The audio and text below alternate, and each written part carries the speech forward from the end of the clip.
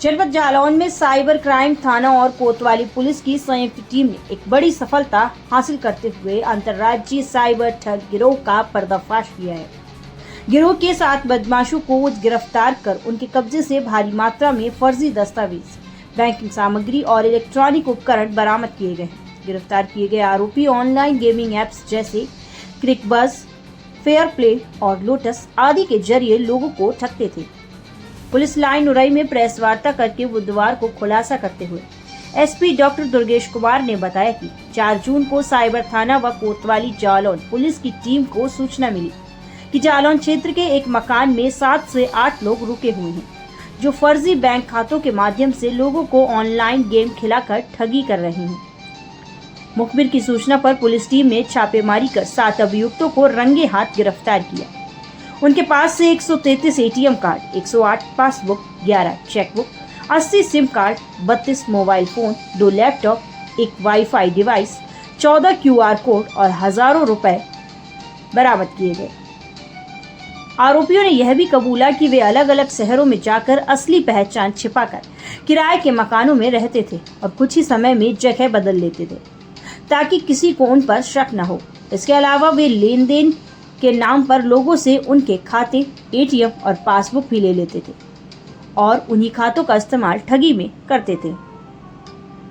गिरफ्तार आरोपियों की पहचान गिरफ्तार अभियुक्तों में विश्वजीत दांगी, दतिया मध्य प्रदेश, कपिल सेन झांसी, दीपक बघेल और दीपू दतिया, उपहार श्रीवास्तव मैनपुरी, सुनील जादौन व हर्ष गुप्ता आगरा और धर्मेंद्र सिंह जादौन भरतपुर राजस्थान शामिल हैं। ये सभी अभियुक्त पहले से संगठित रूप से साइबर ठगी में लिप्त थे और देश के कई राज्यों में इनके खिलाफ शिकायतें दर्ज हैं। इस तरीके से घटनाओं को अंजाम देते थे। अपर पुलिस महानिदेशक कानपुर जोन, पुलिस उप महानिरीक्षक झांसी रेंज द्वारा साइबर अपराधों के संबंध में जनता को जागरूक करने और इन अपराधियों पर नियंत्रण करने के निर्देश दिए गए थे।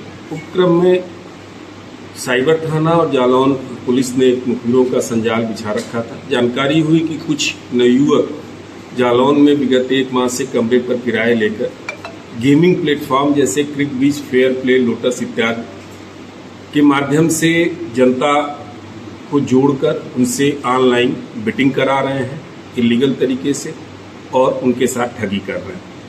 इनको रात में गिरफ्तार किया गया तो इनके कब्जे से 133 अदद ATM, 104 passbook, 32 mobile phone, 80 SIM card, 14 UPI के क्यूआर कोड, 2 लैपटॉप और 74,500 रुपए नगद के अलावा अन्य सामग्री भी बरामद हुई है।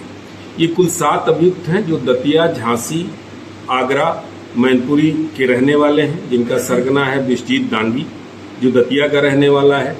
ये लोग गेमिंग प्लेटफॉर्म से संपर्क कर लेते थे, फिर अपना व्हाट्सएप ग्रुप बनाते थे। उस जो सरगना इनका गेमिंग प्लेटफॉर्म का बंदा होता था वो क्यूआर कोड के माध्यम से जुड़ता था और आपस में बात करने के लिए सिग्नल ऐप का प्रयोग करते थे। जो भी आदमी इनके एडवर्टीजमेंट पर क्लिक करता था उनकी सूचना इनके पास आती थी। यहाँ से ये लिंक भेजते थे, वो व्यक्ति जो पीड़ित है वो इनसे जुड़ जाता था उस लिंक के माध्यम से। वर्चुअल पैसा जमा करा के वर्चुअल कॉइन देते थे और जीत हार के बाद जो जीतता था उससे थोड़ा बहुत पैसा वापस करते थे। शेष का पैसा ये वहाँ ट्रांसफर कर देते थे जिसमें से इनको कमीशन मिलता था। ये बहुत बड़ा गेम है, बहुत बड़ा गैंग है ये।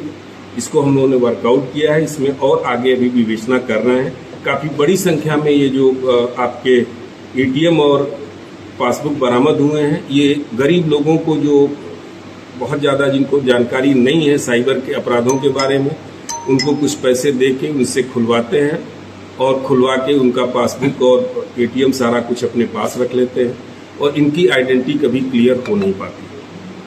किस तरीके से ये गेम कौन कौन से गेम हैं जिन पे ये लोग पैसा लगवाते थे, इनका जो मोटिव था, किस तरीके से घटना को अंजाम देते थे?